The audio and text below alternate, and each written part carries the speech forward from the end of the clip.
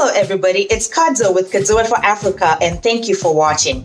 First, I really just want to thank you all for providing such great support, being so receptive for what started just as a humble journey where a friend of mine just simply asked me what the Ancestry was. And I just had the privilege of being able to share what I had learned in African history with that friend of mine. And so I just cannot believe how well received that video was. And I will actually provide a link below about what kind of Black am I. And I think it created a conversation where people can talk about it, can get unified, and also just create a sense of belonging. And so for that, I thank you. And it's so interesting because I know when you clicked on this video, you were like, what's happening now? And yes, another Ancestry video. But I think what was so gracious, what was so unique and interesting with one of my other friends called Kate, who is Caucasian, was a conversation where we talked about part of the American experience of identifying with these categories and not being given an opportunity to learn or to dig deeper into what that means. And so this video is about that.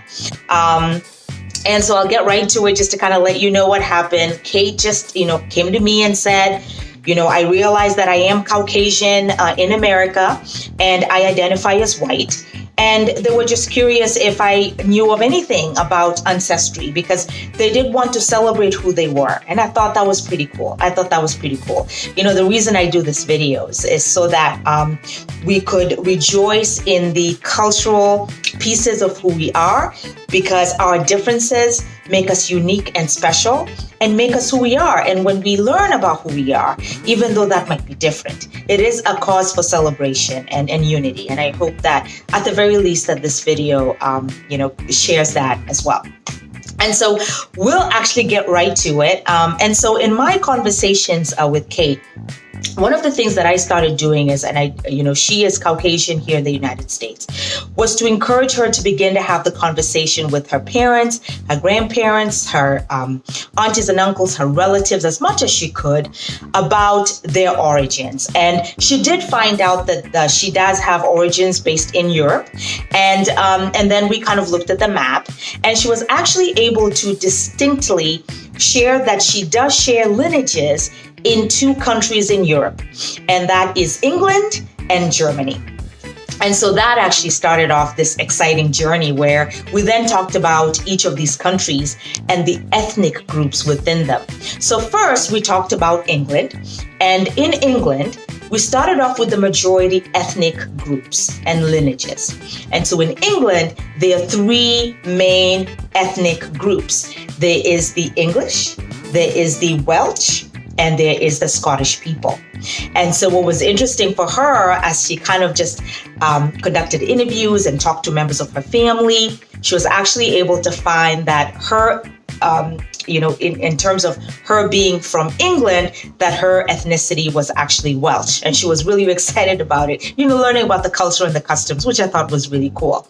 And as far as the German side goes, one of the unique things is, again, I just shared what I learned in world history in Africa because we did have to take world history and African history. And so when it came to Germany, she really just wanted to find out if she was Bavarian or if she was Serbian.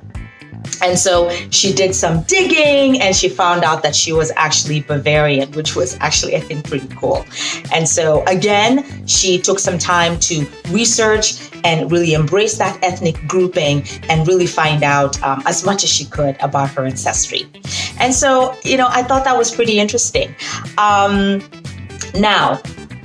the second thing I'm going to cover in this video that I think is useful as well is another discussion about other parts of Europe, especially if you're Caucasian and you were just curious. You've lived in America, you've identified as white, but you were just curious about what the ethnicities might be. And stay tuned as I share with you another example of another country in Europe. The second country in Europe that I will talk about is if you find out that you are from Poland. Well, if you are from Poland, the two main groups there are Masurian or Kashubian. And so if you are just curious, I know that the reason I picked Poland is because a lot of my friends, after Kate kind of, spread the word, I did have one of my other friends from Poland who was just curious. And as a result of learning about those ethnic groups, they were actually able to dig a little bit deeper and celebrate the uniqueness of the cultural ethnicities that they possessed, which I thought was actually really interesting. When it comes to France, there are two main groups that you need to take a look at, and that is you are either Basque or you are Catalan. And there's such rich ethnic lineages and cultural pieces to each of these groups. And obviously in this YouTube video, I can't really exhaust all of them. But what I have done is actually provided some links below that you could take a look at in an effort for you to really begin to have these conversations and challenge yourself to think a little bit about the lineages that you possess and those rich cultural traditions that you have. The final thing that I also wanted to share that is pretty interesting when it comes to looking at Europe as a whole, or if you happen to think of Europe as a continent and think of the Caucasian background and what it means to be white. What's interesting when it comes to Europe is that for many, many, many, many other people, there are some individuals who can really relate to a different background, but when it comes to their country of origin and where they tend to live, they find themselves, with having a lot of family tradition within Europe. What's interesting? There's actually a terminology for this. This is not the same as it is in America, because in America, as you know, the natives of America were the American Indians, and everybody else immigrated into the United States. But the natives are actually American Indian. Now, when it comes to Europe, though, what happens is, which is a little bit different, is that the people who immigrated and have family lineages there, but who may not necessarily have the ethnic backgrounds, they actually referred to as pan-European. And this is a term that is used to be able to embrace that rich culture that is now happening in Europe, where people from different walks of life have lived in Europe for generations and generations and generations. And I think it's very progressive. And I think that's what makes our world such a great melting pot.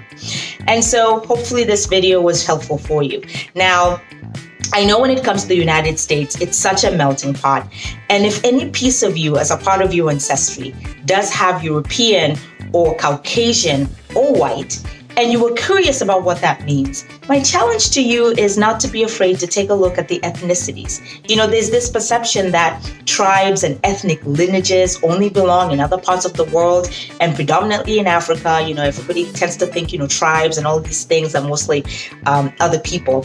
But what is interesting, though, in what I learned in world history is that we actually have more in common than we have what's different. And so even those who identify as Caucasian or white do have ethnicities and tribal languages that they speak that are unique to them and their background.